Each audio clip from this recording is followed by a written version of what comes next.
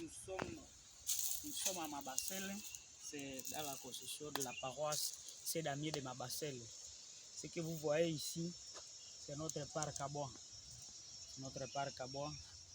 Ces chats, cette terre ici nous sert nécessairement pour la production de boutures de caféiers. Le parc à bois est subdivisé à clones selon les lieux de ravitaillement à plantules. Et ces clones sont ici des Lonapac, l'acier NOCC. C'est là où nous avons reçu cette semence que nous multiplions aujourd'hui. Ça fait actuellement plus de 5 ans que nous avons ce parc à bois. Depuis les années 2017, nous on est là en train de produire nécessairement les boutures de café. De l'autre côté ici, vous allez directement voir qu'il y a une caféculture. Donc le café est déjà installé. Ça, nous ne sommes pas dans la vraie saison, mais c'est ce que nous produisons actuellement. Donc avec notre parc à bois, avec la technique de bouturage, ce que nous produisons, c'est ça ici. Ce que nous produisons, ça donne, ce sont vraiment des plantules qui sont prolifiques, vigoureuses là, des plantes qui produisent nécessairement beaucoup. C'est ça, peut-être nous allons partir trop loin pour voir ce que nous avons déjà bouturé. Et c'est nécessairement au germoir, là où nous avons pratiqué le bouturage. Et après, on pourra voir une autre partie. Dans notre germeau pépinière, ici, c'est là où nous pratiquons le bouturage. Si vous avez vu comme moi, il y a là où ça n'a pas tenu par exemple, là où ça a séché, c'est parce que l'opération n'a pas tenu. Mais au moins cette opération, ça fait déjà 3 mois, c'est qu'il y a déjà une reprise. Il y a déjà une reprise. À prochaine occasion, on vous apprendra comment faire le bouturage à soi. Il y a déjà une reprise, ça fait déjà 3 mois, c'est qu'il y a déjà un racinement. Les plantiers sont presque destinés à quitter ici pour aller à l'extérieur parce que ça fait déjà 3 mois. Ces plantiers se sont sentis capables de vivre d'eux-mêmes. Nous sommes toujours à Mabasele, ça c'est notre tunnel. Nous avons installé ça, ça fait 3 mois, il a fallu que ça quitte ici pour partir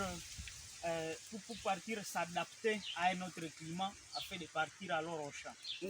Monsieur Olivier Kioliro, vous savez qu'on pouvait expliquer la population ce que derrière vous, parce qu'on comprend qu'il y a des bananeries, on ne sait pas comment, ça évolue, ça commence comment. Merci beaucoup, ça c'est une autre culture, c'est la culture des bananiers. Nous sommes en train de vouloir implanter une bananerie ici même à Mabasele. Vous savez, Mabasele, nous sommes au centre de la commune d'Oicha. C'est un des quartiers de la commune d'Oicha, mais nous avons juste voulu à ce que nous produisons la banane pour lutter contre la faim. La famine est en train d'emparer le monde aujourd'hui.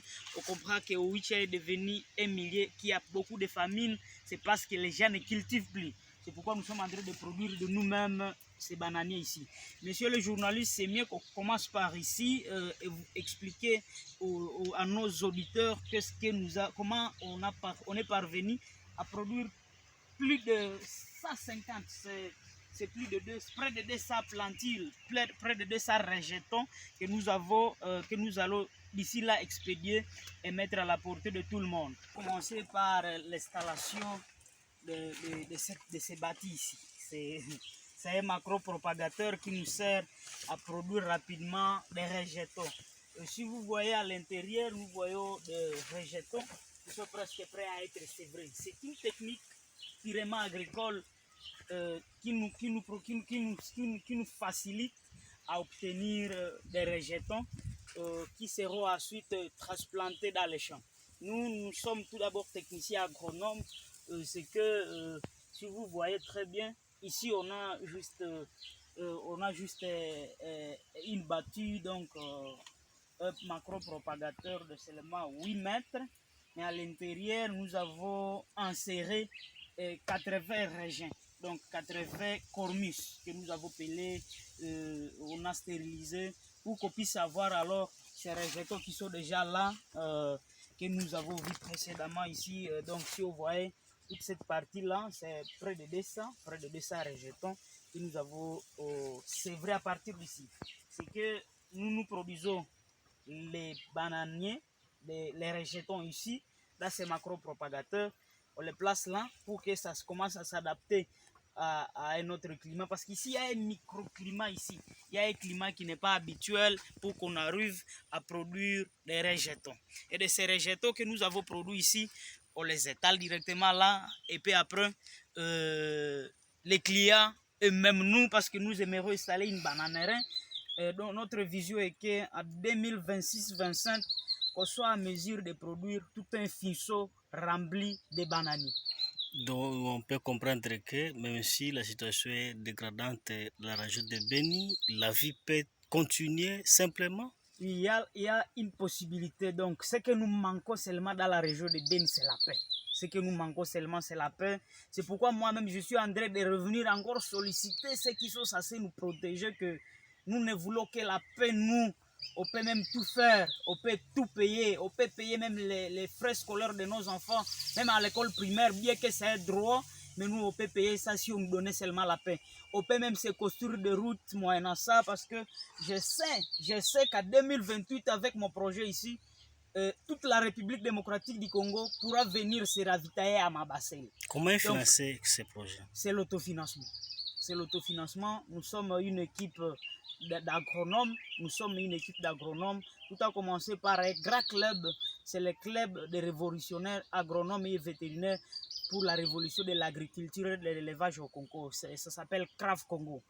Quand nous avons aussi ça, c'est un club, c'est toute une grande famille de techniciens agronomes et vétérinaires. Nous nous mettons, nous nous disons non, il faut quand même sauver une situation qui prête à venir. La situation qui prête à venir, c'est une faim. C'est une famine qui va attaquer tout le monde. C'est une famine qui va emparer le monde entier et personne ne saura pas répondre là-dessus. Et c'est pourquoi je suis en train de dire qu'il y a un potentiel à commune de Oicha, chef-lieu du territoire de Beni, il y a un potentiel partenaire dans le monde de lutte contre la faim et le reboisement. Parce que quand on va partir trop loin, vous allez constater que franchement, grâce à notre partenariat avec la paroisse Sédamier de Mabassel, qui nous a d'abord donné un espace, nous trouvons qu'il y a possibilité de lutter contre le réchauffement climatique à partir du reboisement dans les 5 prochaines années, et on ne pourra plus vivre cette grande chaleur qui est en train d'emparer le monde. Oui, merci. Nous sommes toujours dans notre germo pépinière. Ici, nous avons une vision de prévenir ce réchauffement climatique qui est en train d'emparer le monde. Le monde est déchiré. Toutes les activités sont paralysées parce que le monde a été chauffé. C'est pourquoi, disons, il faut quand même planter les arbres. Si vous voyez, monsieur le journaliste, nous avons plus de 10 000 tiges à servir en un seul coup. Plus de 10 000 tiges. Actuellement, notre stock, si vous voyez, il y a beaucoup d'espace vide. Et nous avons d'abord produit des plantes fructueuses, des arbres fructueux, et qui sont déjà partis. Nous ne restons qu'avec une petite partie de ces plantes, de ces arbres fructueux, notamment les anonas. Donc, la classe des anonacées, c'est ce que nous ne restons qu'avec.